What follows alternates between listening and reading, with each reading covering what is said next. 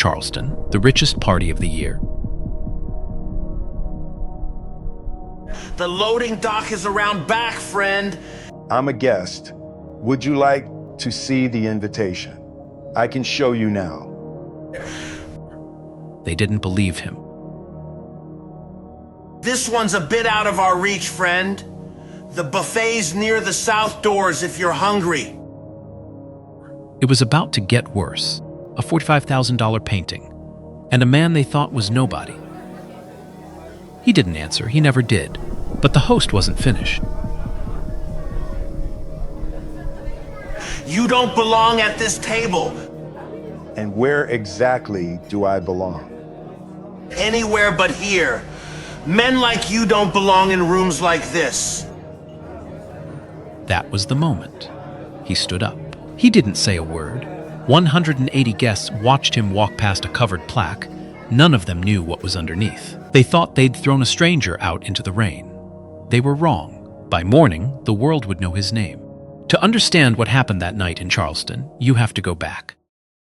You have to go back to a quiet morning in Houston, Texas. A man waking up alone in a small red brick house. A man worth $6.8 billion who irons his own shirts.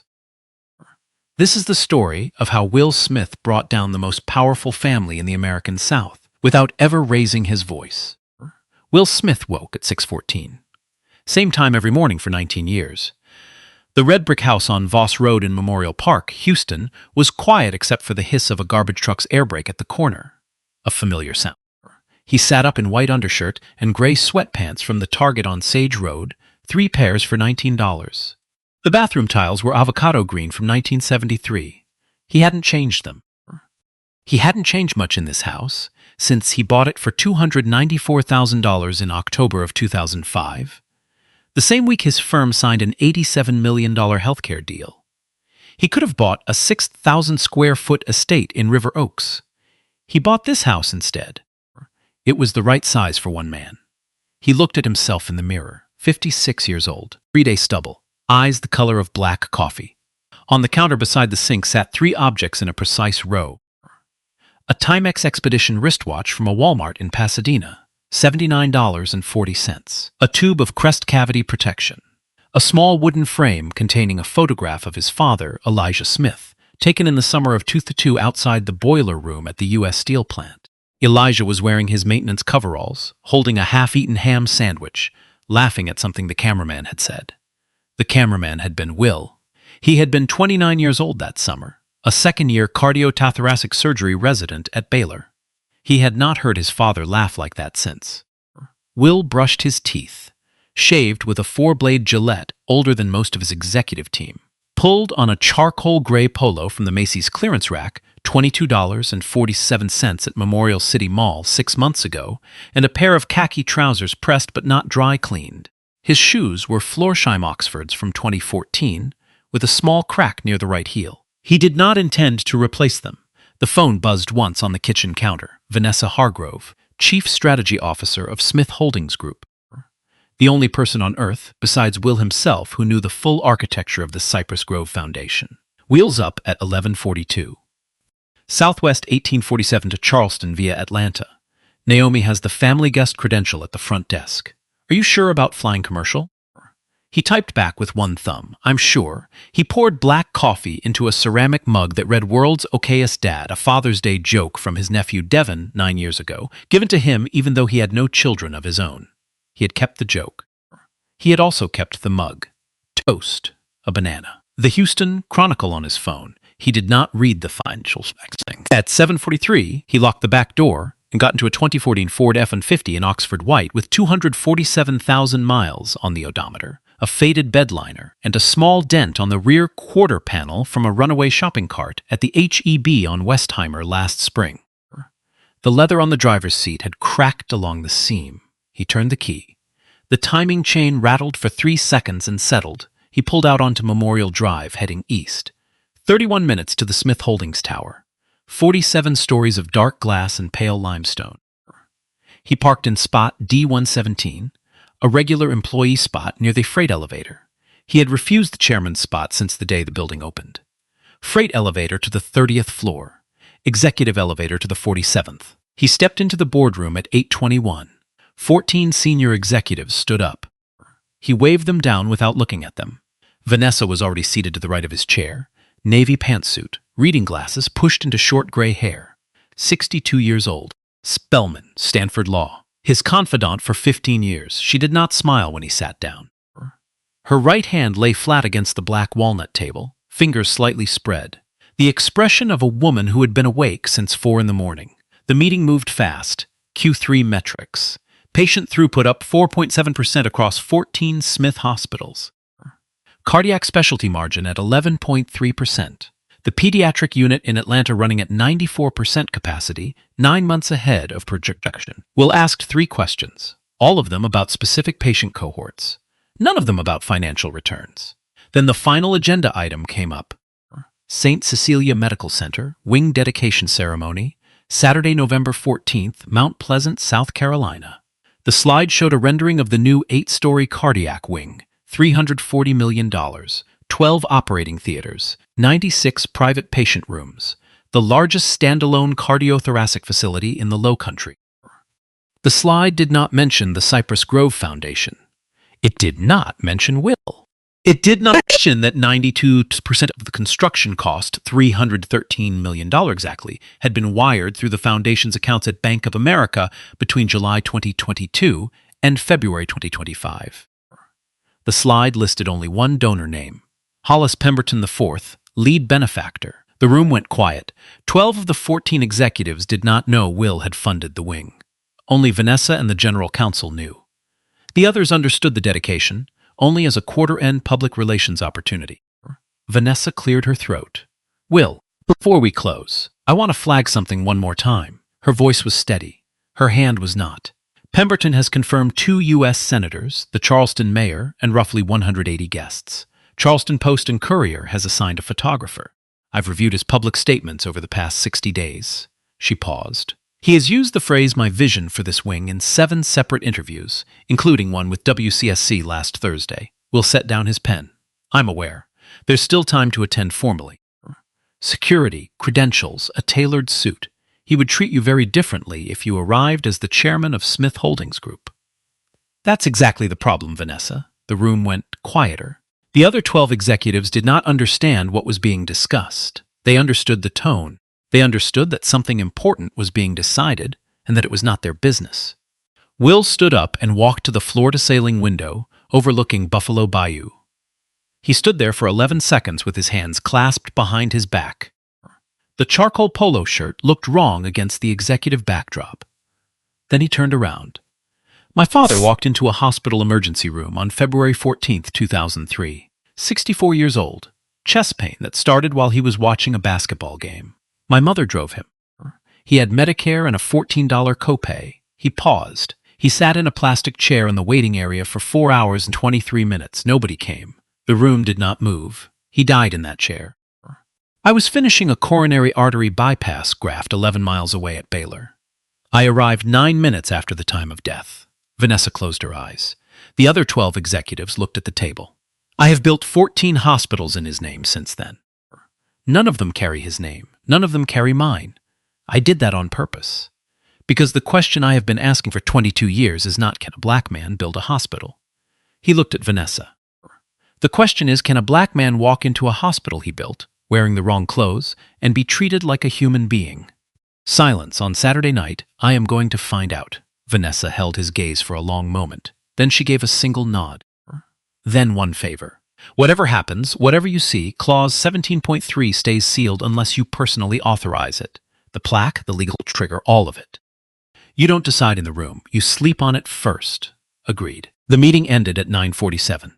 The 12 other executives filed out without questions. Vanessa stayed behind for 30 seconds. She pressed a manila envelope into Will's hands, family guest credential and Southwest Airlines boarding pass, and looked at him one more time before she left. The expression of a sister watching a brother walk towards something she could not protect him from. He drove the F-150 home, packed a single black canvas duffel, 2 polo shirts, 2 pairs of khakis, 1 pair of pajamas, a toothbrush, his mother Ruth Smith's Bible, and the wooden frame from the bathroom counter. Locked the back door, drove to Hobby Airport, parked in the long-term economy lot, Southwest Flight 1847 to Charleston via Atlanta 12:07 in the afternoon. Seat 4 and C, no priority boarding, no upgrade. When the aircraft began its descent at 4:11, he pulled the wooden frame from his duffel bag, balanced it on his lap, and looked at his father for a long time. Outside the window, the Lowcountry rolled out underneath them. The marshes, the live oaks, the gray Atlantic in the distance. He had not been to Charleston in 31 years. The last time he had been a medical student delivering a paper at MUSC. He had stayed at a Days Inn off Highway 17 and eaten dinner alone at a Waffle House because 2 seafood restaurants on Shem Creek had taken one look at his clothes and seated him at a table near the kitchen. He remembered that. He had not forgotten. Charleston smelled like salt and pluff mud and the back end of summer. Will stepped off the jet bridge at 4:38 in the afternoon, duffel over one shoulder, and walked through the terminal past 3 families on vacation. A man in a Citadel sweatshirt and a chauffeur in a black suit holding a sign that read Pemberton. The chauffeur did not look at him. Will took the cheaper option. He waited at the curb for a Charleston black cab and rode in the front seat next to a driver named Joaquin from Somerville. They talked about the Astros for 11 minutes. Joaquin did not ask what Will did. Will did not say. The fare to the Holiday Inn Express off I-26 came to $27.40. Will tipped 10. Room 214, second floor, $89 a night, 2 queen beds, a coffee maker that took pod inserts. He set the wooden frame on the nightstand, faced the window. Friday night he slept 4 hours. Saturday at 4:47 in the afternoon, he stopped at a Publix on Sam Rittenberg Boulevard and bought a bouquet of white carnations wrapped in clear cellophane. The cashier, a young black woman named Tamika, scanned the bouquet and said, "11:47, sir." Will paid cash. He kept the receipt in the front pocket of his khakis. A small thing, he kept it. He arrived at the Magnolia Pavilion at 5:32. The venue sat behind a wrought iron gate on a long, crushed oyster drive, white columns, magnolia trees the size of small houses, a fountain in the center of a circular driveway sculpted into the shape of a heron taking flight. 2 valets in black vests directed traffic. A Bentley Bentayga, 2 Mercedes G-Wagons, a Range Rover, a vintage Rolls Silver Cloud being unloaded with extreme care. The taxi driver, a different one this time named Glenn, pulled into the side service drive at Will's request and dropped him at the secondary entrance. Will walked the last 70 feet on foot. The reception desk inside the main foyer was staffed by a college intern named Brittany Aldridge, 22 years old, College of Charleston Jr., hospitality major, working her 6th event of the season. Will presented the family guest credential from the manila envelope. Brittany glanced at it, smiled politely, checked the list on her tablet. She found the name. "Welcome, Mr. Smith. You're at table 19. Cocktail reception is in the Camellia Room. Dinner in the main hall at 7. Restrooms to your left."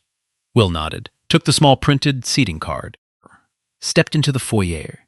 The Magnolia Pavilion had 3 crystal chandeliers from Lyon, Carrara marble floors, 2 oil paintings of 19th century Charleston Harbor, and a bronze statue of Florence Nightingale at the entrance to the main hall. A string quartet was playing Vivaldi in the Camellia Room. Servers in white coats moved through the crowd with trays of champagne, oysters on ice, and small cards of seared duck. 180 guests in tuxedos and floor-length gowns. Will moved toward the Camellia Room. He was 3 steps into the foyer when Hollis Pemberton IV came around the corner from the press greeting area. 67 years old, 6'2". A Brioni tuxedo in midnight blue, single button, cut by hand in Milan, $14,500. Silver hair combed back. A Patek Philippe Calatrava on his left wrist. A glass of Veuve Clicquot in his right hand. He moved through the foyer the way a man moves through a room he owns. He saw Will. He saw the charcoal polo, the khaki trousers, the Publix bouquet with the cellophane still on it. He stopped. He did not stop the way a man stops when surprised. He stopped the way a host stops when he encounters an inconvenience.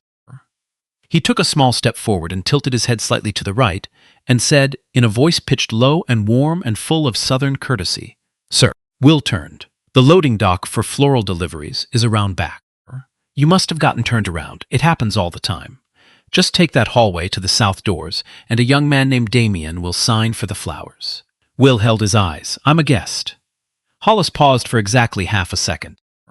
A pause so small that no one else in the foyer noticed. Then his face softened into a different kind of smile. The kind a man uses when he has decided privately that he is dealing with a person who has wandered into the wrong building and does not yet know it.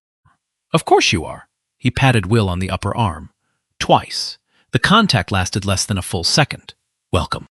And he walked past Brittany Aldridge 20 feet away at the reception desk, did not look up from her tablet. She had heard the entire exchange.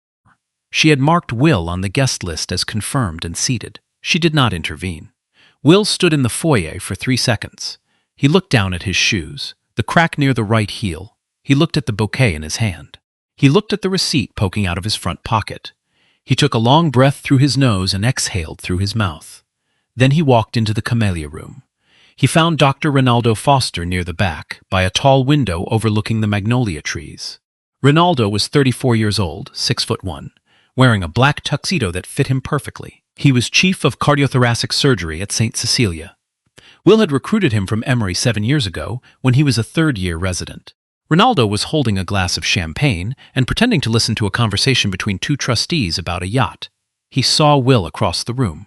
The champagne flute trembled exactly once. Will reached him and stood beside him at the window. They did not embrace. They did not shake hands.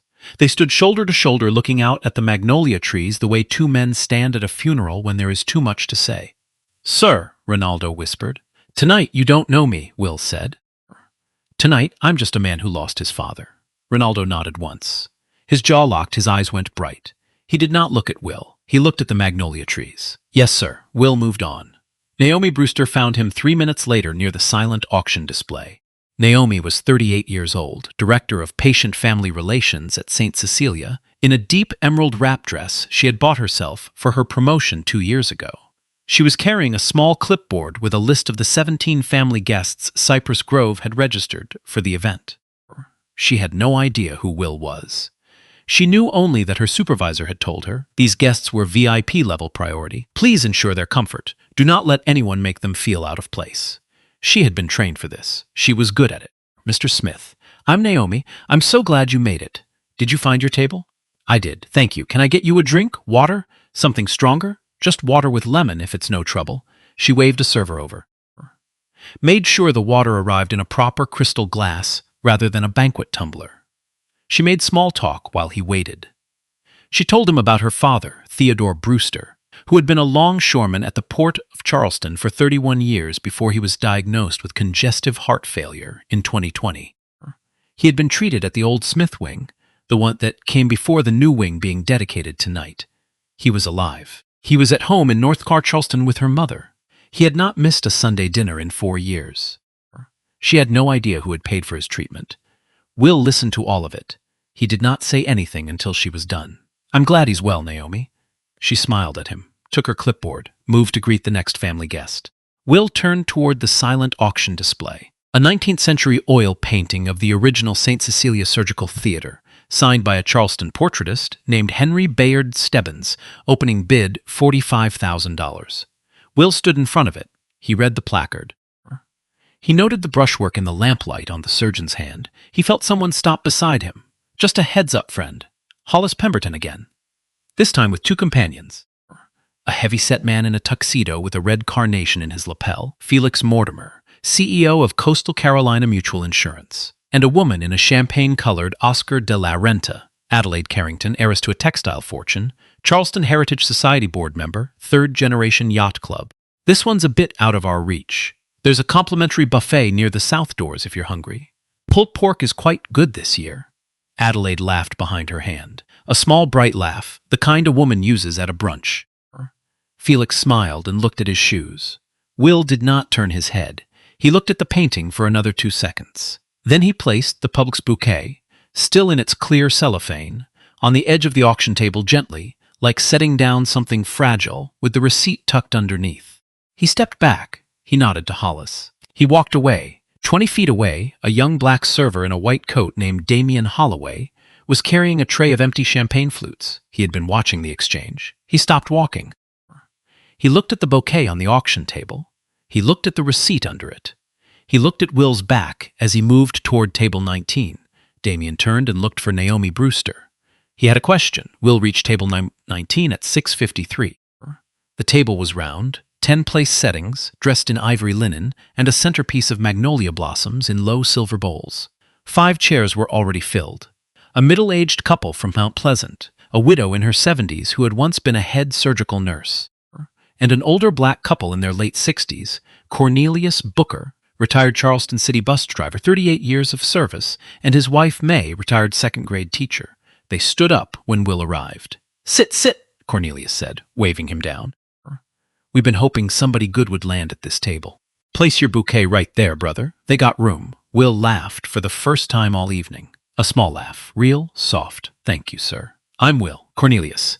This is my wife, May. Y'all live in Charleston?" "Houston. Oh, you came all the way." May set her hand on his forearm briefly. "What brings you?" "My father," Will said. "He passed some years back. This place, this wing, it matters to me." May nodded slowly. Her hand stayed on his arm for another half-second. "Mine too, baby. Our grandson, Jamal, had open heart surgery in this very hospital last year. 7 years old. He's running track now." She showed him a photograph on her phone. Will held it for a long moment, smiling, then handed it back. He sat. He unfolded his napkin. He felt, for the first time since the airport, something warm move through the center of his chest. He was not alone in the room. 40 feet away, Hollis Pemberton was watching table 19. He was standing near a service column with a glass of bourbon and a 30-year-old event planner named Whitney Carruthers, owner of Carruthers and Companimpany Event Design, who had been hired by the Pemberton family for tonight at a fee of $47,000. Whitney was tall, blonde, and a graduate of the College of Charleston hospitality program. She had built her business in 7 years from scratch. She did not like Hollis. She did not need him to like her. "Whitney." "Yes, Mr. Pemberton." "That gentleman at table 19. The one in the polo." Hollis took a sip of bourbon. "I think there's been a mix-up. He shouldn't be at one of the family tables. There's an overflow arrow as we set up near the south veranda, table 47, 48. Please move him quietly." Whitney took out her tablet, pulled up the guest manifest, scrolled to table 19, found the name. She looked up at Hollis. "Mr. Pemberton, he's on the authorized guest list, confirmed by the hospital's family relations office, Cypress Grove credential. I can't move him without director approval." "Whitney, sweetheart." Hollis smiled at her, lowered his voice. "I'm asking you as a favor. I've been a referral source for your business for 3 years. Charleston Heritage, the Yacht Club, the Bishop's Gala in May. I appreciate that, sir. Then you'll handle this." "I won't, Mr. Pemberton, not without director approval." Whitney closed the tablet, held his eyes, did not look away. Hollis's smile shifted by half a degree. "I'll remember this, Whitney." "Yes, sir." She walked away from him toward the dinner staging area. Her hands were shaking. She did not let it show in her face. She had just lost the most lucrative referral pipeline in Charleston society, and she knew it, and she walked away from it anyway. She passed Naomi Brewster on her way. "Naomi, yes. Watch Mr. Pemberton tonight. He's circling the gentleman at table 19, Mr. Smith." Family guest. Naomi looked across the room at table 19. She saw Will laughing at something Cornelius Booker had said. She saw the bouquet of carnations now resting on the chair beside him. She saw the polo and the khaki trousers and the receipt poking from his pocket. "Got it," she said. She did not yet know. She would know in 14 minutes. The press photographer had been positioned for the founding physicians group portrait at 8:23. Her name was Yvette Thornton, 29 years old, Charleston Post and Courier staff photographer for 4 years, Howard University class of 2019. She had been hired for the Pemberton dedication specifically because her editor wanted black representation on the photo desk for a high-profile community event. Yvette had photographed 3 weddings, 2 political rallies, and 1 indictment perp walk in the past week. She had a Nike i9 in her hands and an iPhone 16 Pro in the inside pocket of her blazer. The iPhone was recording audio. She always recorded audio. She had been recording audio at every assignment for 2 years, since a Charleston city councilman tried to claim she had fabricated a quote. She would never be caught flat again. The founding physicians group was assembling in front of a custom step-and-repeat banner that read St. Cecilia Cardiac Wing, a Pemberton legacy, 6 surgeons, 3 department chairs, the CEO of the hospital, Ronaldo Foster, standing at the far left, hands clasped in front of him. Will had stepped briefly into the press area on his way back from the men's room. He was looking at the Magnolia arrangement at the doorway. Cornelius Booker had asked him about Houston barbecue, and he was thinking about how to describe Pinkerton's brisket. Hollis Pemberton came around the corner. He saw Will standing near the press area. He saw the camera being raised. He stepped over and placed one hand on Will's shoulder, gentle, fatherly, the kind of contact that looks like a small favor and reads as ownership. "Step aside for a minute, partner." Will turned slightly, did not pull away. "This shot is for medical staff and major contributors only. Wouldn't want you in the background, accidentally on the front page tomorrow, you understand." Will stepped aside. He stepped aside 2 paces, exactly 2, the way a man steps aside in a hallway to let a child pass. He did not say a word. He looked at Hollis's hand as it left his shoulder. He looked at Ronaldo at the far end of the photo line. Ronaldo's jaw was locked so hard the muscle in his neck twitched. Will gave him the smallest possible shake of the head. "Don't." Yvette Thornton lowered her Nikon. She did not raise it again. The iPhone in her inside blazer pocket continued to record. She had captured the full audio of the exchange, 11 seconds, 31 words. The phrase accidentally on the front page, clean and crisp at 16-bit resolution. She took the group photo with shaking hands. The flash fired 3 times. Hollis smiled at the center. Ronaldo's smile did not reach his eyes. Will walked away from the press area at 8:26. He went to the secondary bar near the south doors. It was quieter there, 2 guests at the rail. A young bartender, black mid-20s, in a white shirt and black bow tie, polishing glasses. His name tag read Jared. "Evening, sir," Jared said. "What can I get you?" "Just sparkling water with lime." Jared started pouring. He was 23 years old, 3 weeks into the job. He had moved to Charleston from Orangeburg 8 months ago. He was saving for community college. Hollis arrived at the bar with Felix Mortimer in tow, Jared's son. "Yes, sir. Do me a favor." These gentlemen in the back, Hollis tilted his head vaguely toward Will, "aren't here for the wine, they're here for the buffet. Maybe direct them appropriately next time, all right?" Felix chuckled into his bourbon. Jared went pale. His hand on the soda gun trembled. He looked at Will. He looked at Hollis. He looked back at Will. Will took the sparkling water from the bar quietly. "It's all right, son," he said. "Just keep doing your job." He placed a $20 bill on the bar. For a $4 drink, he walked away. Jared stood at the bar with the 20 in his hand and his eyes wet. 22 feet away, Damian Holloway, the server from earlier, caught Naomi Brewster by the elbow as she passed near the kitchen entrance. He spoke fast, low, urgent. He told her about the bouquet on the silent auction table. He told her about the receipt. He told her about the way Mr. Pemberton had spoken to the gentleman in the polo at the reception desk. He told her about the photo. Naomi listened. She pulled out her phone, opened the Cypress Grove guest manifest in her email, looked at the name beside table 19, Will Smith. She typed the name into Google. The search returned 3 results: a Wikipedia stub, a 2021 Forbes article behind a paywall, a grainy photograph from a 2019 Federal Reserve Advisory Panel in Atlanta. She tapped the photograph. Her face went still. She looked across the room at table 19, at the man in the charcoal polo, at the man laughing softly with Cornelius and May Booker, at the man who had paid for her father's surgery and never asked her name. Her hand began to shake. She turned and walked, almost ran, toward Dr. Ronaldo Foster. The dinner service began at 9:04. The string quartet shifted to a softer arrangement. Servers in white coats moved through the main hall with the first course, Lowcountry shrimp on a bed of stone-ground grits, garnished with a single sprig of thyme. The hum of 180 conversations rose into the marble vault of the room and hung there like weather. Will sat at table 19 with the Booker family and listened to May describe her second-grade classroom. 40 feet away, Hollis Pemberton was watching him eat. Hollis had been watching him for 11 minutes. The bourbon in his glass had warmed. Constance Pemberton was attempting to engage him in conversation with Senator Theodora Whitlock, who was at their table for the third-course exchange. Hollis was answering with single syllables. His eyes did not leave table 19. He set down his glass. He did not signal a server. He signaled a security uniform.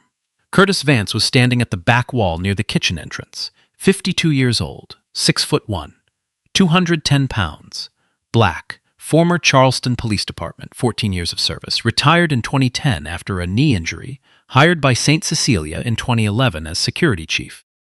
2 children. Will James Vance, junior at the University of South Carolina, biology pre-med. Amani Vance, sophomore at Spelman College in Atlanta, English major, tuition, combined $38,400 per academic year. He paid it on a salary of $81,000. Hollis caught his eye and gestured him over. Curtis crossed the room. Yes, Mr. Pemberton. That gentleman at table 19. The one in the gray polo. I don't know how he made it past the front desk, but he doesn't belong in the ceremony room when the senators stand up to speak. Walk him out. Be polite about it. I don't want a scene. Curtis did not move for a full second. He looked at table 19. He saw the man in the polo laughing softly at something Cornelius Booker had said. He saw May Booker squeeze the man's forearm the way she had squeezed her own husband's arm at the table earlier. He saw the receipt poking from the man's pocket. He felt something cold turn in his stomach. Mr. Pemberton, are you sure, Curtis? I'm sure now.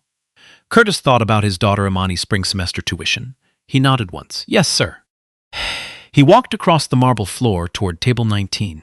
Across the room, Naomi Brewster had finally reached Dr. Ronaldo Foster near the founding physician's table. She was breathing fast. She had her phone in her hand with the Forbes article open. She grabbed Ronaldo's sleeve and pulled him 2 steps behind a service column. Ronaldo. Naomi, the man at table 19, the man in the polo. Tell me right now. Ronaldo looked at her. His eyes were red. Yes what? Yes, Naomi, it's him. Naomi covered her mouth with her hand. Oh my God, Naomi, Ronaldo, Mr. Pemberton just told Whitney Carruthers to move him. He's been at him all night. The photo, the bar. Oh God, Ronaldo. Ronaldo turned and looked at table 19. Curtis Vance was already there. Curtis bent slightly at the waist beside Will's chair. He spoke softly, almost apologetically. He used the word sir twice in one sentence. He asked Will if he would mind stepping out into the corridor for a brief matter. Cornelius Booker set down his fork. What's going on, son? Will looked at Curtis. He looked at the badge on Curtis's chest.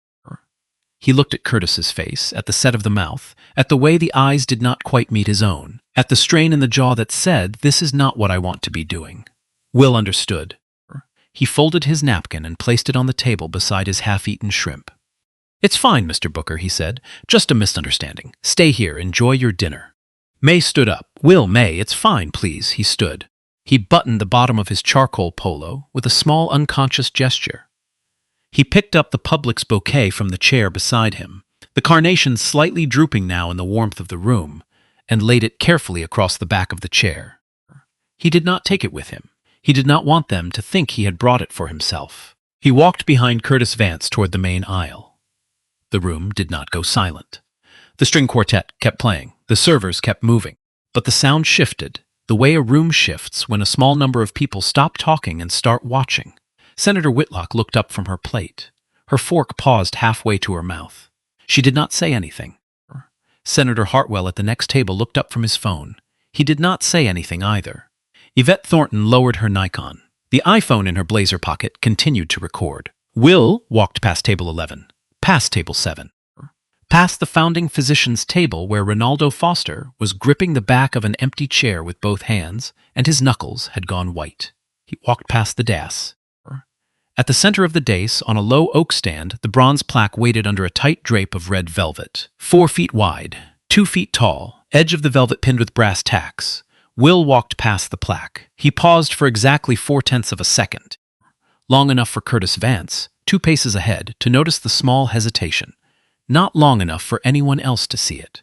He kept walking. Curtis led him through the side passage, past the kitchen, past the dish room where 2 young women in hairnets stopped scraping plates to watch, through a steel door painted gray, down a short concrete corridor lit by a single fluorescent tube. They stopped at the back staff door. Curtis opened it.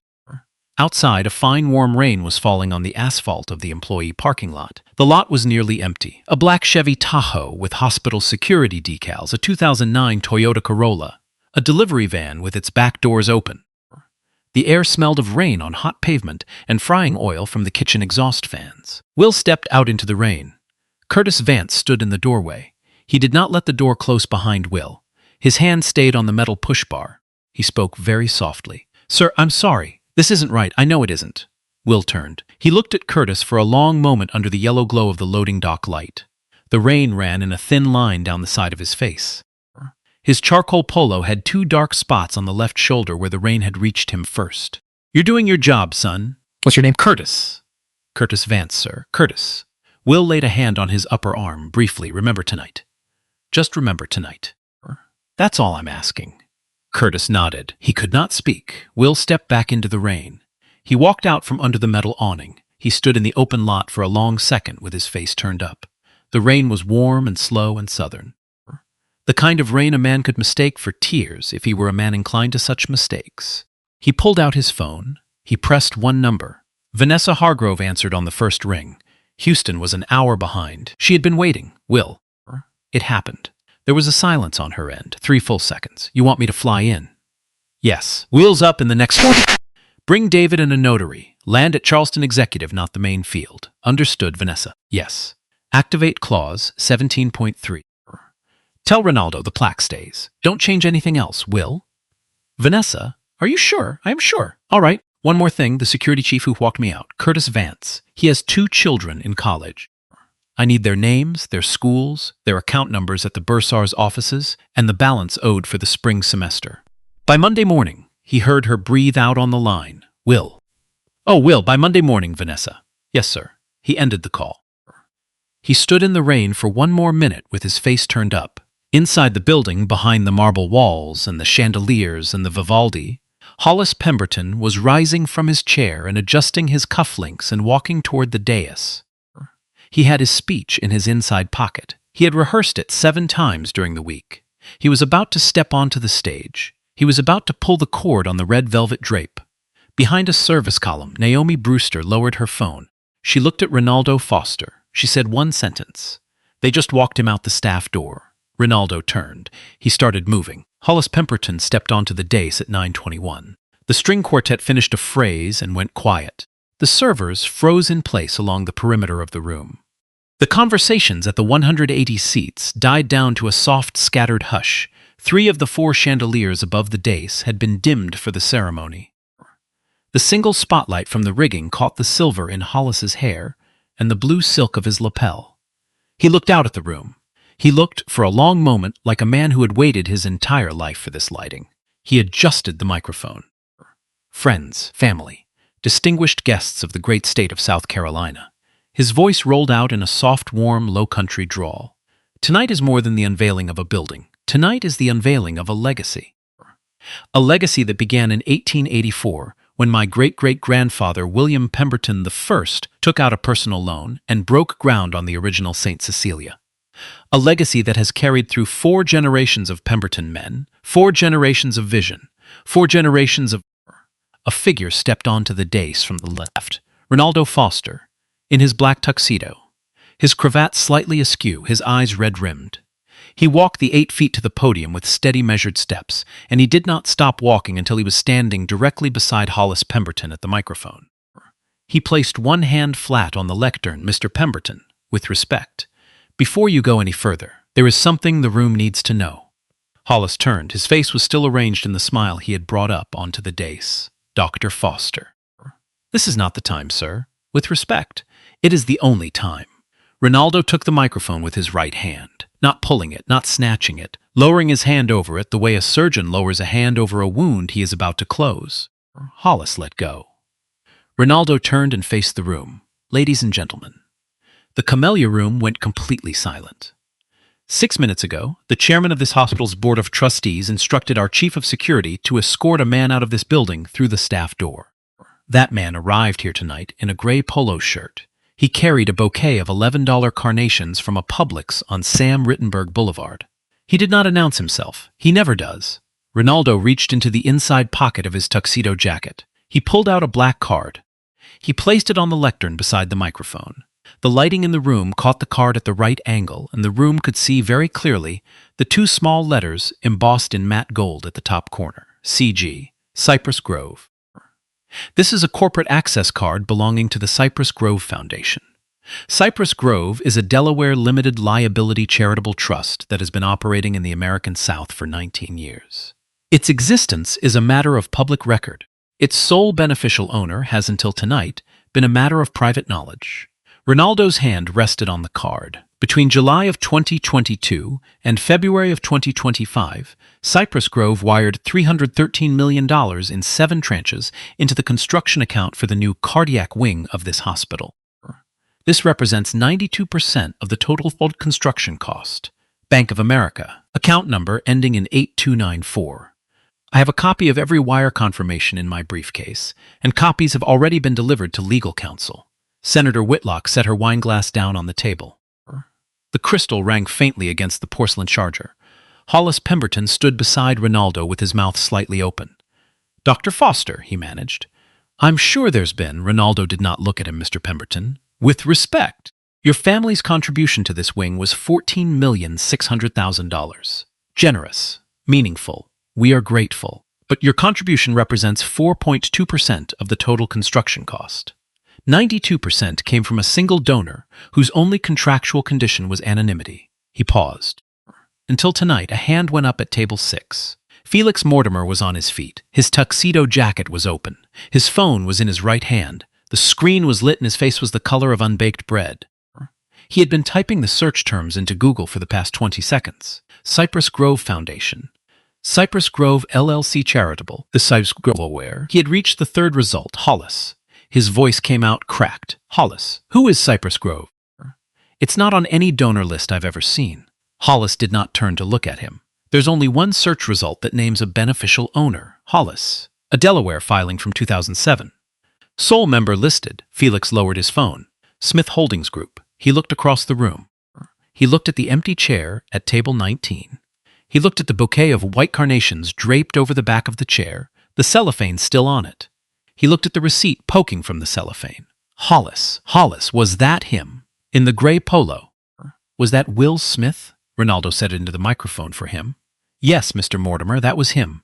The room broke open, not in noise. The noise had not yet come. The room broke open in motion. Phones came out of pockets and clutch bags. Fingers moved across screens. Faces lit up in the blue glow. Senator Hartwell stood up and walked 5 paces to the side of the room and pulled out his own phone. Adelaide Carrington, the heiress in Oscar de la Renta, who had laughed at the silent auction display, sat very still with both hands flat on her champagne-colored skirt. Her jaw was open. She did not bring her hand up to cover it. She did not remember to. In the back of the room, a figure walked in from the side passage. Naomi Brewster. Her hair had come partly loose from its low bun. Her mascara had run in 2 thin lines beneath her eyes. The shoulders of her emerald dress were dark with rain. She had been outside. She had been in the parking lot. She was carrying the public's bouquet of white carnations that Will had laid carefully on the chair at table 19. She walked the length of the marble aisle. She walked past Senator Whitlock, who watched her go without speaking. She walked past Felix Mortimer, who sat down slowly. She walked past Whitney Carruthers, who pressed both hands to her own mouth. She walked up the 3 steps onto the dais.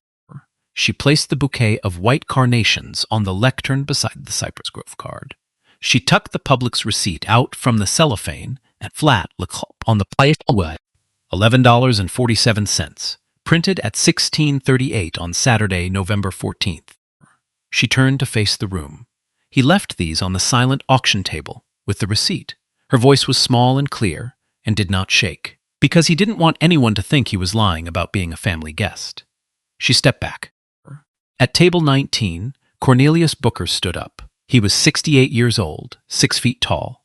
Charcoal suit he had worn to his daughter's wedding in 2009 and his sister's funeral in 2018 and tonight. His tie was a deep burgundy his wife had picked out for him that morning. He did not need a microphone. "Y'all just put my friend out in the rain." His voice carried across the marble vault and bounced once off the back wall and came back. "Y'all just put my friend out in the rain." "The man who paid for my grandbaby's heart surgery. Y'all just put my friend out in the rain." He sat down. May Booker took his hand under the tablecloth and squeezed. Hollis Pemberton stood on the dais in front of 180 guests and did not move. He had one hand resting on the lectern beside the bouquet. The microphone was 3 inches from his lips. He did not speak into it. He looked out at the room. He looked at Senator Whitlock. He looked at Felix Mortimer. He looked at the empty chair at table 19. He looked at Constance. Constance was not looking at him. Constance was looking down at the tablecloth in front of her, at the place where her dessert spoon and her champagne flute met the linen, and her hands were trembling in her lap. At the secondary bar near the south doors, Jared Wallace set down the bottle of bourbon he had been holding. He took out his phone. He opened Twitter. He stared at the empty compose box for 11 seconds. Then he typed 7 words and 1 period. The truth always finds its way back. He posted. Within 90 seconds, the tweet had 4 likes. Within 20 minutes, it had 1,200. By midnight Eastern Time, when Hollis Pemberton's chauffeur would still be circling the Mount parking lot waiting for a passenger who was not coming, the tweet would have 147,000 likes and would be embedded in 3 different news stories. And Jared's notifications would have crashed his phone twice. But for now, in the Magnolia Pavilion, the room held its breath. The plaque on its low oak stand was still covered. The red velvet drape had not yet been pulled. And Will Smith was still standing in the rain by the staff door, 8 inches outside the metal awning, with his face turned up at the dark Lowcountry sky. Hollis Pemberton stepped back from the lectern. His tongue moved against the inside of his cheek. His Patek Philippe weighed 40 grams on his wrist and felt like 5 pounds. He scanned the front row of tables for an ally. Senator Whitlock would not meet his eyes. Felix Mortimer was sitting with his head in his hands. Constance was staring at the linen tablecloth. He turned to the back of the dais. Curtis Vance had come back into the main hall after walking Will out. He was standing near the kitchen entrance, hands clasped behind his back, the way a security officer stands when he has been told to wait. His face was the face of a man who had not yet decided what to think. Hollis caught his eye. He crossed the dais in 4 steps and came down the side stairs and walked the 18 feet to Curtis, and stopped in front of him and spoke in a voice that was no longer warm and no longer southern and no longer pretentious. Curtis. Yes, Mr. Pemberton. Go bring him back, right now. Apologize on behalf of the hospital. Make this go away. Curtis Vance looked at Hollis Pemberton for 1 full second. Then he reached up and unclipped the metal St. Cecilia security badge from the breast pocket of his uniform. He held it in his right hand. He set it down on the white linen of the nearest service table, between a stack of dessert plates and a folded napkin. He spoke in a voice that was clearer than Hollis had ever heard him use. No, sir, I am not your errand boy. Not anymore. And Curtis Vance turned and walked away from him, toward the kitchen passage, toward the back staff door, toward the rain. Hollis stood beside the service table looking at the badge on the linen and did not move. Curtis pushed through the steel door at the back of the kitchen passage and stepped out onto the loading dock. The rain had eased to a fine, warm mist. Will Smith was standing 8 feet out from the metal awning with his face turned up to the dark sky. His charcoal polo was darker across both shoulders now. The Florsheim Oxfords were wet. Curtis stopped 3 feet behind him. He did not apologize. Will had already forgiven him. Sir, they want you to come back inside. Will did not turn around. But you don't have to, Curtis said. You don't owe them that. Will turned around. The rain ran in a thin, slow line down the side of his face. He looked at Curtis for a moment that lasted longer than a moment. I'm not coming back for them, son. I'm coming back for someone else. He stepped under the awning. He smoothed the rain off his polo with both hands, twice. He nodded once at Curtis. He walked back through the door. They did not return through the kitchen passage. Curtis led him down the south corridor instead. It was a long marble hallway lined with framed black and white photographs of the medical staff of St. Cecilia Hospital, 1 frame per decade, beginning in 1888. The corridor was quiet. Their footsteps echoed. Will walked slowly. He read each frame as he passed it. The faces of the men of 1888 in stiff collars. The faces of the men of 1922 in white coats and round wire-rimmed glasses. The faces of 1947 returning from the war. The faces of 1968 behind a row of new operating microscopes. Every face was white. Will stopped in front of the frame marked 1991. The 19 photograph showed 18 members of the surgical staff. 17 of them were white men. In the back row, second from the right, partly hidden behind a taller colleague's shoulder, stood a black woman in a white coat. The brass plaque beneath the frame read Dr. Audrey Templeton, Department of General Surgery, first African-American physician in St. Cecilia's 107-year history. Will laid his hand flat against the glass over her face. He held it there for 2 seconds. He whispered something Curtis could not hear. Then he kept walking. They reached the south entrance to the main hall at 9:41. Naomi Brewster was waiting for him at the door. Her mascara had been wiped clean with the back of her hand. Ronaldo Foster was waiting beside her, his black tuxedo dry where Will's polo was wet. The 3 of them turned together. Will stepped into the main hall through the south doors. 180 guests were already on their feet. They had stood up when they saw the south door open. They had stood up because the room had been waiting for him and they had not known what else to do. Senator Whitlock stood. Senator Hartwell stood. Felix Mortimer stood. Adelaide Carrington stood, her hand resting on the back of her chair to keep her steady. Even Constance Pemberton was on her feet, her two hands pressed flat against the linen of the table. Hollis Pemberton was sitting in his chair. He had not stood up. He could not. Will walked down the marble aisle. He walked between the tables. The Vivaldi did not start back up. The servers stayed against the walls. Will walked the 80 feet from the south door to the dais, without speaking and without looking left or right, and the only sound in the marble vault was the soft squeak of his wet Florsheim Oxfords on the stone. He climbed the 3 steps of the dais. He did not go to the lectern. He walked across the dais to the low oak stand at the center, where the bronze plaque waited under its drape of red velvet pinned with brass tacks. He stood in front of the plaque. He set his right hand on the corner of the velvet. He looked back once at Rinaldo Foster. Rinaldo nodded. Will pulled the drape. The red velvet slid down the side of the oak stand and pooled on the marble floor at the base of the plaque. The bronze caught the chandelier light. The lettering was raised 2 full inches above the surface. Deep-poured cast bronze, the kind of casting that takes a foundry 6 weeks to deliver. The inscription read, Elijah Smith Cardiac weeing in memory of a father turned away. 1939 to 2003, no human being should die waiting for a chair. From the Cypress Grove Foundation, Yvette Thornton lowered her Nikon to her waist. She did not raise it again. Her hands were shaking too hard. Felix Mortimer sat down. Constance Pemberton began to cry, real crying. The kind that comes up through the chest and is not the kind a woman in an Oscar de la Renta gown rehearses. Her shoulders shook. She did not lift a napkin to her face. She let it run. Cornelius Booker walked from table 19 up to the dais. May walked behind him. They climbed the 3 steps. They stood at Will's left and right shoulder.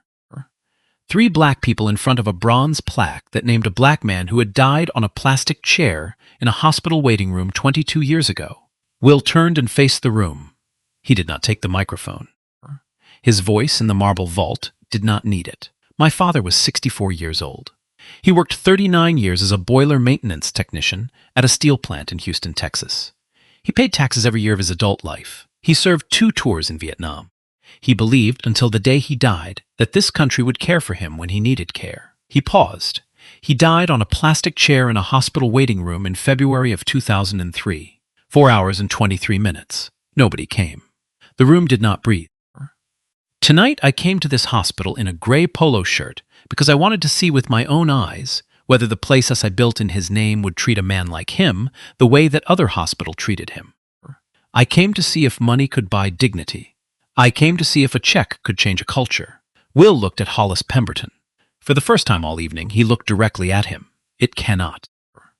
Not unless the people inside the building decide they will treat every gray polo shirt the way they would treat a tuxedo. Not unless the chairman of the board treats a man with $11 carnations the way he treats a man with a $14,500 jacket. Hollis's lips parted. He did not speak, Mr. Pemberton. I do not hate you. I pity you. Because tonight, you taught me something my father already knew. Will did not finish the sentence. He turned away from the room. He stepped down off the dais. He walked back down the aisle the way he had come, but slower this time, and not alone. Naomi Brewster walked at his left. Curtis Vance walked at his right. Rinaldo Foster fell in behind them. At the secondary bar near the south doors, Jared Wallace untied his apron, folded it once, set it on the bar, and stepped out from behind it and joined them as they passed. 5 black people walked out of the Magnolia Pavilion through the main front entrance. Through the same doors, a Bentley Bentayga and 2 Mercedes G-Wagons had come through earlier that evening. The string quartet did not play them out. The 175 guests still in the room watched them go in silence. Outside under the portico, a black Cadillac Escalade was already idling. Vanessa Hargrove stepped out from the back passenger door. She was 62 years old and had not run for anything in 15 years, and she did not run now. She walked the 7 feet to Will with her hands clasped in front of her. She did not speak. She opened the back door. Will turned to Curtis Vance before he got in. He reached into the inside pocket of the wet polo. He pulled out a long white envelope, slightly crumpled, with the words Smith Education Foundation embossed in dark blue ink on the upper left corner. He pressed it into Curtis's hand. For your son, for your daughter, through to graduation. Curtis Vance opened the envelope under the portico light. He read the front page of the document inside. He read the figure. He read the names of his children. Will James Vance, Imani Vance. He read the second page. He read the third. He sat down on the curb of the portico in his security uniform, with the envelope in his lap, and he wept. Will laid one hand on his head, briefly. Then he got into the Escalade, and Vanessa Hargrove closed the door behind him. The Escalade pulled away into the warm Lowcountry rain. Monday morning, 9:04. The South Carolina Department of Health and Environmental Control occupies a 6-story limestone building on Bull Street in Columbia.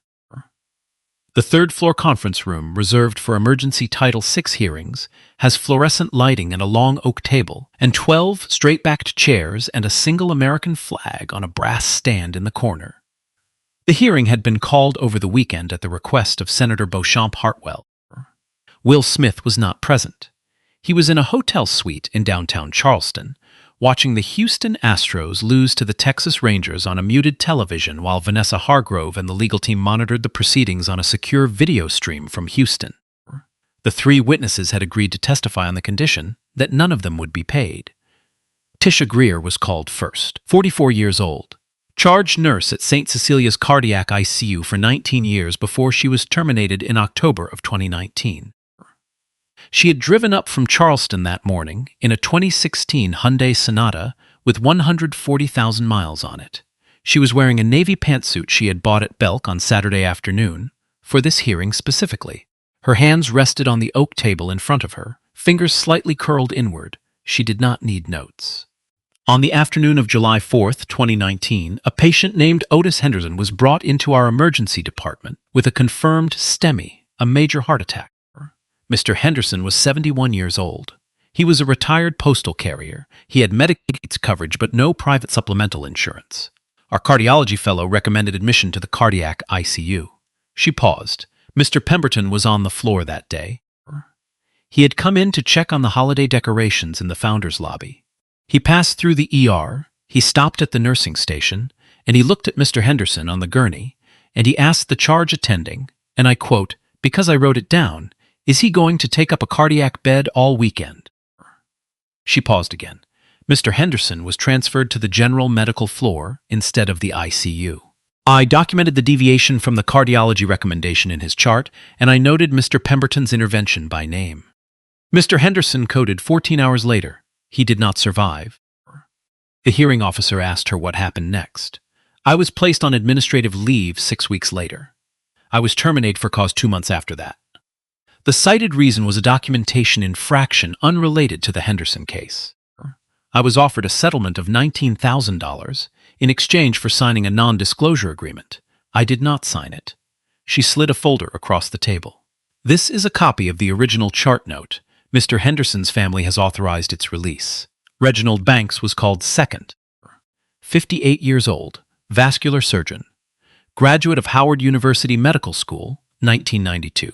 He had moved from Detroit to Charleston in 2002 to join St. Cecilia. He had worked at the hospital for 22 years. He was currently practicing at the Cleveland Clinic, where he had been recruited in 2022. He testified in a slow, even voice. In October of 2021, I was nominated by the medical staff for the position of Vice Chair of the Board of Trustees. The vote was held on October the 22nd. I lost by 1 vote. I am informed and believe that Mr. Pemberton lobbied 4 board members against my nomination during a private dinner at the Charleston Yacht Club the week prior. One of those board members has provided me with a written statement, which I have submitted to this committee. He looked down at his hands. The statement reflects that Mr. Pemberton said, and again I quote, "Reginald is a fine surgeon, but the board needs men who understand Charleston's heritage. Reginald is from Detroit." The room was very still. I would have been the first African American to hold a senior board position in the 140-year history of St. Cecilia Hospital. I resigned my staff appointment 4 months later. I left the city I had raised my children in. He looked up. I am here today because I believe Dr. Foster's instinct on Saturday night was the correct one. There are things that need to be said in rooms like this one. I have spent 22 years not saying them. Curtis Vance was called third. Still in his St. Cecilia security uniform, he had not formally resigned. The badge was in a manila envelope on the table in front of him. He had driven up from Charleston in his own car. His daughter Amani had insisted on coming with him and was sitting in the public gallery in the back row in a Spellman sweatshirt. He placed a small USB drive on the table. My name is Curtis Vance. I have served as Chief of Security at St. Cecilia Medical Center since 2011. Before that, I was a sworn officer with the Charleston Police Department for 14 years. He paused. This drive contains 11 recordings of internal security radio calls from the period of October 2018 through November 2024. Each recording captures an instruction from Mr. Pemberton or from a member of his staff acting on his instruction, directing security personnel to remove a specific guest or visitor from a hospital event or public area. He looked at the hearing officer directly. Of the 11 individuals named in those calls, 9 are African American. One is a Latina woman who was working as catering staff at a fundraising event in 2022. One is an elderly Chinese woman who had been donating to the hospital's pediatric program for 12 years and had limited English proficiency. He swallowed. I have kept these recordings on a personal device off hospital servers since I first noticed the pattern. I did not retain them with the intention of using them. I retained them because I believed that one day someone would need them. He pushed the drive across the table. That day is today. The hearing recessed at 11:26. By 12:30, the Associated Press had filed a national wire story. By 1:15, Charleston Post and Courier had pushed Yvette Thornton's 4,200-word feature lived behind a one-week paywall removal. The headline ran across the full width of the front page. The man in the gray polo. How a Charleston hospital turned away its largest donor, and what he did next. The article was illustrated with 11 photographs. The black Cypress Grove access card on the dais lectern. The public's bouquet of white carnations on the white linen of the silent auction table. The receipt, $11.47, 1638 on Saturday afternoon, laid flat against the table grain. The bronze plaque with Elijah Smith's name. A still from Yvette's hidden iPhone audio recording paired with a transcript of the press photo exchange. A 1991 archival image of Dr. Audrey Templeton in her surgical whites. 314,000 readers in the first 6 hours. 2.4 million by Monday midnight. 4.2 million by Wednesday morning. Charleston Post and Courier added 47,000 new digital subscribers in 72 hours. By Tuesday evening, the article had been picked up by CNN, MSNBC, The Washington Post, The New York Times, NPR Morning Edition, and 3 separate panels on Fox News, including one in which a host attempted to defend Hollis Pemberton's conduct and was visibly contradicted by his own panelist within 40 seconds. On TikTok, the hashtag the man in the gray polo accumulated 187 million views by Thursday. A separate hashtag Elijah Smith, became the rallying cry for a Tuesday night vigil held outside St. Cecilia Hospital that drew 900 people. A digital artist in Atlanta released a black and white illustration of a man in a polo shirt standing in the rain, holding a bouquet of white carnations. The image was shared 890,000 times across Instagram and Twitter in 5 days. It was reprinted on protest signs in Charleston, Atlanta, Birmingham, Memphis, and Houston. A Charleston Post and Courier sidebar published Tuesday afternoon featured a short interview with a banquet server named Damian Holloway, who described the silent auction moment. She laughed at him, the lady in the gold dress. She just laughed at him, right there at the painting, and he just placed the flowers down so gentle, like he didn't want them to be embarrassed for him. Adelaide Carrington's Instagram account, which had 31,000 followers and a verified blue checkmark, was deactivated by Tuesday morning at 6:14. Her LinkedIn profile was deactivated by Tuesday afternoon. By Wednesday, she had been quietly removed from the board of the Charleston Heritage Society in a vote her own attorney advised her not to contest. At St. Cecilia Medical Center, the Magnolia Pavilion remained closed for use. The bronze plaque bearing the name Elijah Smith Cardiac Wing was still mounted on the low oak stand at the center of the dais. No one had moved it. No one in the hospital had been willing to be the person who moved it. In a hotel suite in downtown Charleston on Wednesday morning, Vanessa Hargrove handed Will Smith his second cup of black coffee and showed him the printed page. It was the Senate floor schedule from Washington. Senator Hartwell had filed a request for a formal HHS office for civil rights investigation under Title VI of the Civil Rights Act of 1964. The request had been granted unanimously by the committee. It had taken 72 hours. Will drank his coffee. He looked out the window at the steeple of St. Michael's Episcopal across Broad Street. He set the cup down on the table. Vanessa. Yes, let's go home. The first phone call came at 6:14 on Monday morning. It came to the cell phone of Holland Beaufort, the longest-serving member of the St. Cecilia Medical Center Board of Trustees. He was 81 years old, and he was in his slippers in the kitchen of his home on Trad Street, drinking a cup of decaffeinated coffee. The caller was the hospital's general counsel. The caller said 3 words. We have a problem. The emergency board meeting was convened by 10:40 in the morning, by special charter, in a private dining room at the Mills House Hotel, because no member of the board was willing to enter the hospital's own conference rooms, with national press camped at the front entrance. 14 trustees. Hollis Pemberton IV was not on the call list. His son, Hollis Pemberton V, was offered the seat and declined to appear. The vote took 11 minutes, 13-0, 1 abstention. Hollis Pemberton IV was suspended from his position as chairman of the Board of Trustees of St. Cecilia Medical Center, effective immediately, with a written demand for his resignation within 72 hours. The motion was filed under Article 9.4 of the hospital charter. The legal language cited conduct unbecoming of fiduciary office and inconsistent with the institutional mission. Hollis signed his resignation letter on Wednesday afternoon at 4:47. He signed it at the kitchen table of his vacation cottage on Sullivan's Island. He used a black Mont Blanc pen that had been a gift from his father in 1981. He signed it with a steady hand, because his attorneys had advised him that the alternative was a public removal proceeding. He did not read the letter back. He did not weep. He set the pen down beside the page and walked out onto the porch and looked at the Atlantic for 40 minutes without speaking. On Tuesday, the Joint Commission, the federal accreditation body for American hospitals, issued a preliminary denial of accreditation notice to St. Cecilia. The notice gave the hospital 90 days to demonstrate full Title VI compliance or face the complete withdrawal of accreditation. The loss of accreditation would cost St. Cecilia $187 million in annual Medicare and Medicaid reimbursement. The South Carolina Department of Health and Environmental Control opened a formal Title VI investigation that same afternoon. 3 full-time inspectors were assigned to the hospital on a 6-month rotating residence. By Wednesday evening, the Federal Department of Health and Human Services Office for Civil Rights had opened a parallel investigation with a broader scope.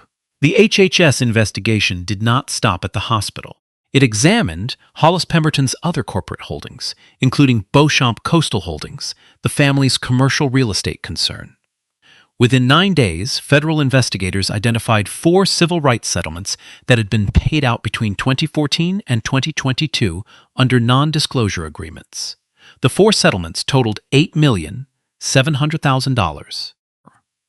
They had been paid to 3 African-American families and 1 Latino family who had been denied housing tenancy or subjected to discriminatory lease terms in Pemberton-owned commercial buildings in Charleston and North Charleston. Once the NDAs were broken by federal subpoena, the pattern was visible.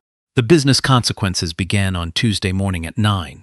The Medical University of South Carolina, MUS Health, terminated its clinical training partnership with St. Cecilia. The contract had been worth $4,200,000 per year.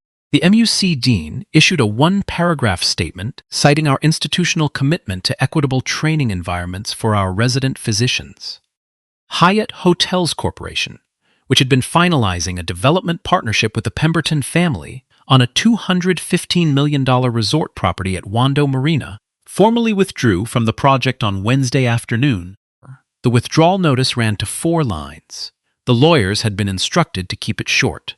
By Thursday, Vanguard Group, which held 8.4% of Beauchamp Coastal Holdings as a passive investment, began divesting the position. The full divestment took 11 trading sessions and removed approximately $194 million from Beauchamp's market capitalization. BlackRock issued a public statement Friday morning removing all Beauchamp coastal positions from its ESG-screened funds. The statement was 3 sentences long. The 3rd sentence ended with the words "with immediate effect."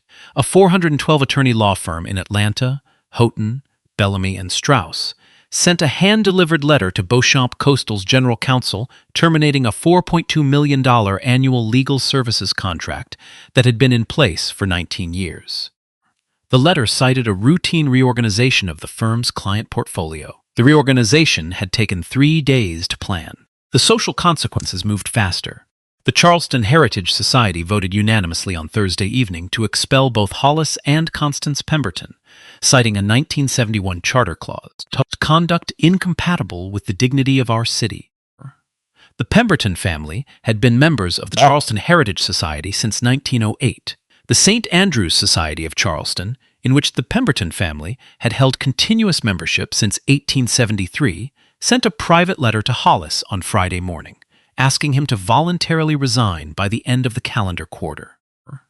He resigned that same afternoon. The Carolina Yacht Club revoked Hollis's individual membership by an emergency board vote on Saturday. The Cotillion Society of Charleston's removed Constance Pemberton from her ceremonial position as chair of the annual debutante ball, citing the membership's expressed wishes, in a letter that Constance was not permitted to attend the meeting to contest.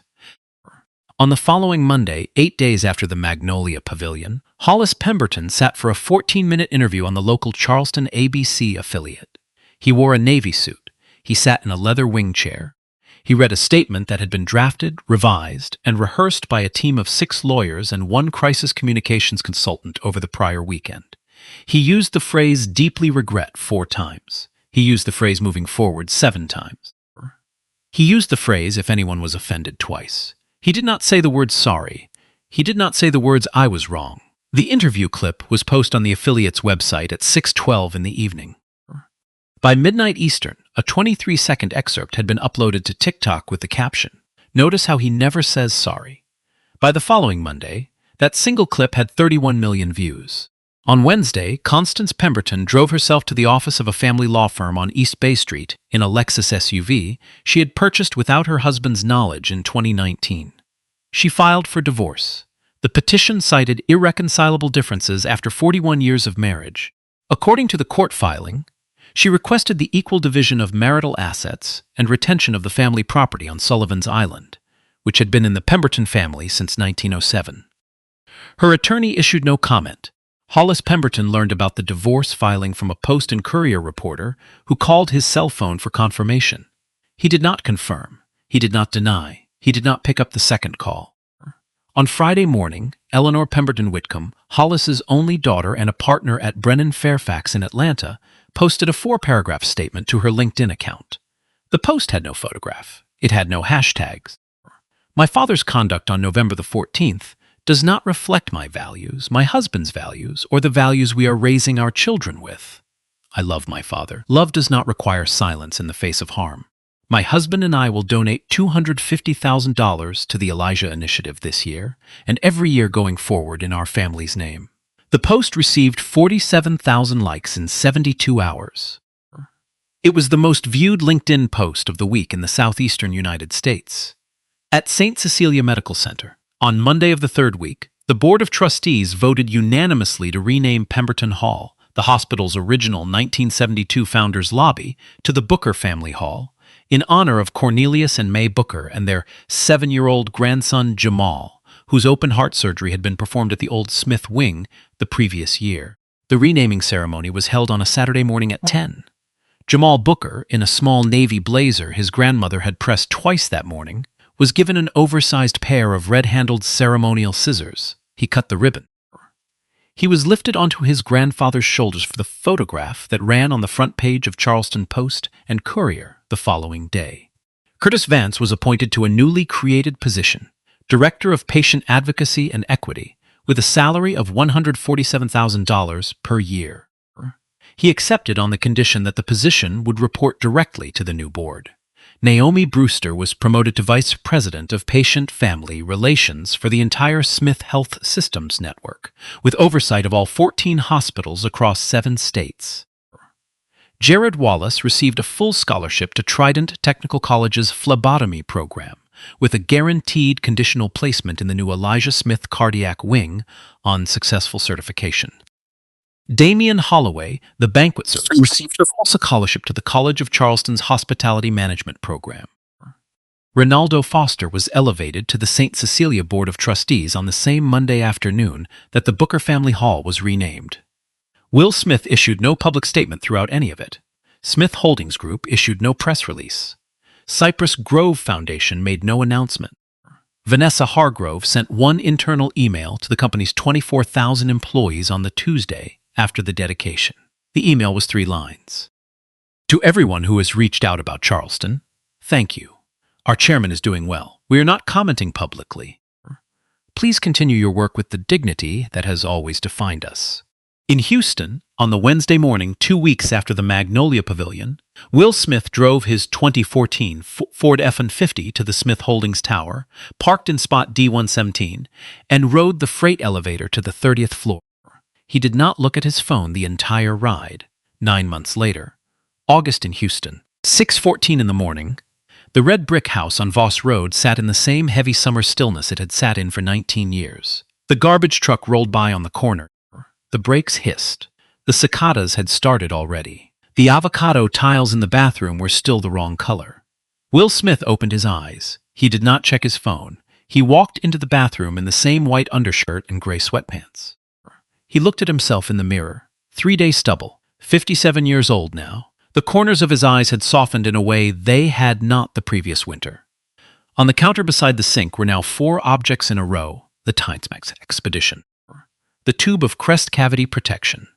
The original wooden frame containing the 2002 photograph of his father in maintenance coveralls outside the boiler room. And 1 new frame. The new frame was smaller, held a single photograph.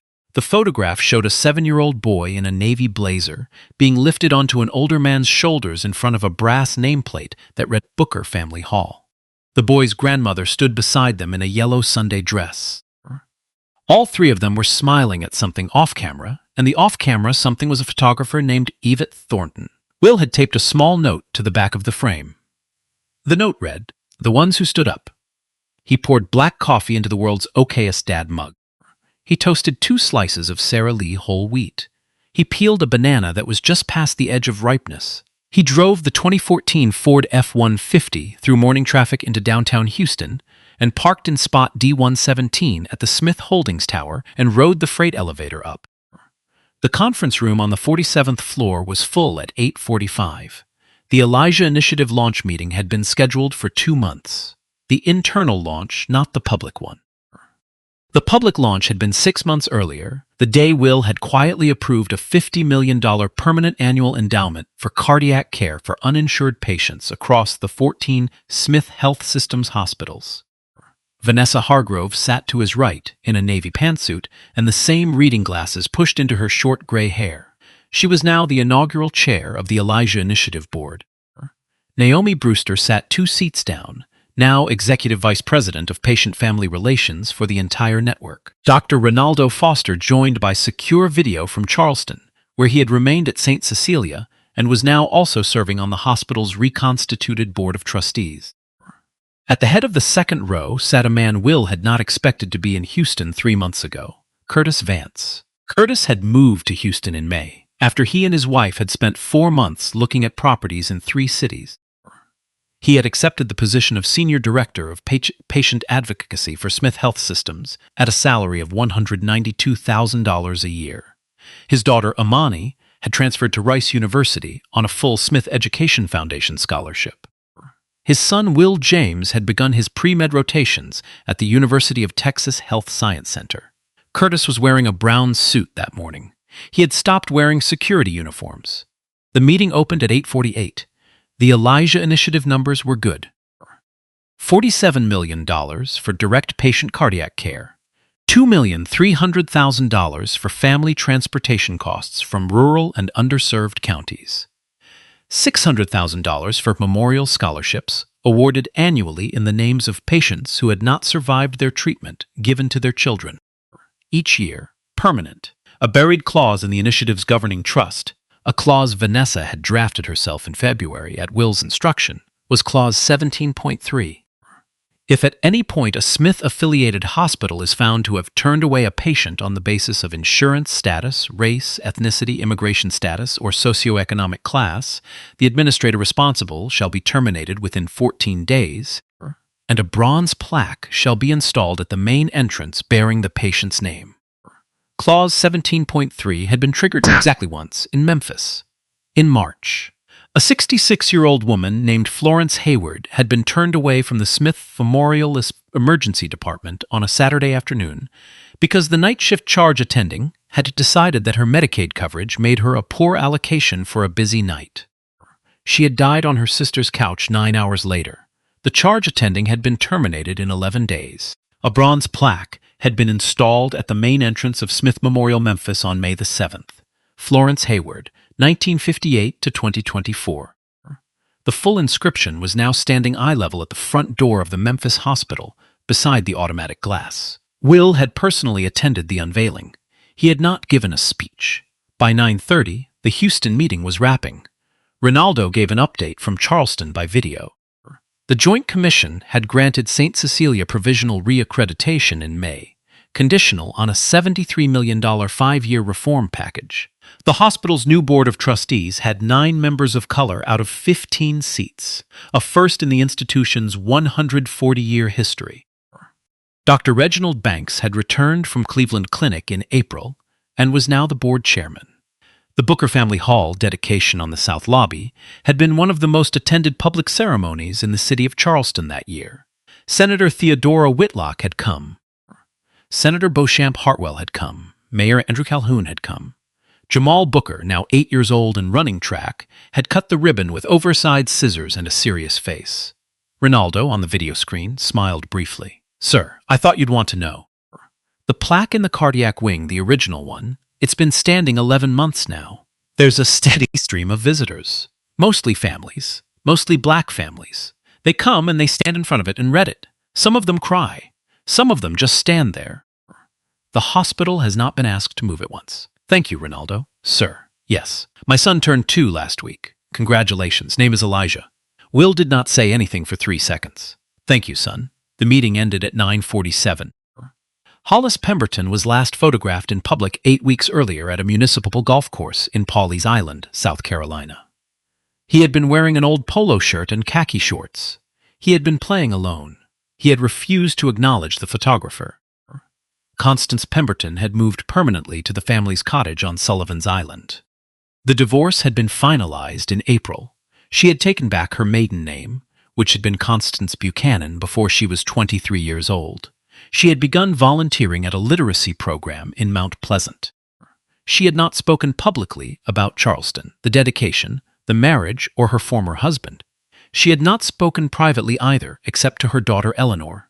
Eleanor Pemberton Whitcomb had given birth to her 3rd child in June, a daughter. The daughter's name was Cypress. Eleanor had been quietly continuing the $250,000 annual donation to the Elijah Initiative. She had also, in early July, requested a private meeting with Vanessa Hargrove in Atlanta to discuss the structure of a separate family foundation. She wanted to set up in her grandfather's name, not Hollis, but William Pemberton II, the great-grandfather, who had been a country doctor in Beaufort County and had treated patients, regardless of color or coin, for 43 years. Vanessa had taken the meeting. Will drove the F-150 home at 5:48 that evening. He pulled into the carport. He unlocked the back door. He stepped into the kitchen. He set his keys on the counter. He poured himself a glass of cold water from the pitcher in the refrigerator. He drank it standing at the sink, looking out the window at the small backyard where a single live oak threw a shadow across the dry grass. He walked into the living room. His mother, Ruth Smith's Bible, sat on the coffee table. He sat down on the couch. He opened the Bible to the page he had marked 9 months earlier. The bookmark was a Publix receipt for $11.47, and he read for a long time without speaking. He closed the Bible. He set it back on the coffee table. He looked at the bookshelf across the room. The 2 framed photographs, his father at the boiler room in 2002, the Bookers at the dedication ceremony. He sat for a long while looking at them in the soft Houston evening light. Then he said, very quietly, to no one in the room and to himself, "Sometimes dignity is not what you build. Sometimes it is what you refuse to let them destroy." He turned off the lamp. He went to bed. Some men are measured by what they own. Some are measured by what they wear, what they drive, what hangs from their wrist, what waits in their driveway. Some men build empires of marble and chandeliers and 4 generations surnames, and believe that what they have built is who they are. Some men build hospitals in the name of a father who died on a plastic chair and never put their own name on a single brick. Some men walk into rooms in $11 carnations and $22 polo shirts because they understand that the truest measure of a man is not what happens when he is recognized, but what happens when he is not. If this story reminded you of someone you have walked past, someone you have not seen, share it. Send it to the person who has worked beside you for years and whose dignity you have never really noticed. Send it to the person you owe an apology to. Send it to the person you should have stood beside in a room where it cost something to stand beside them. Like this story, subscribe to this channel. Turn on notifications because the next story may change the way you see someone you will meet tomorrow. Every person you dismiss is a world you have never seen. Every gray polo shirt is a life you have not earned the right to overlook. The man in the gray polo is in every room you have ever stood in. The only question that matters is whether you saw him.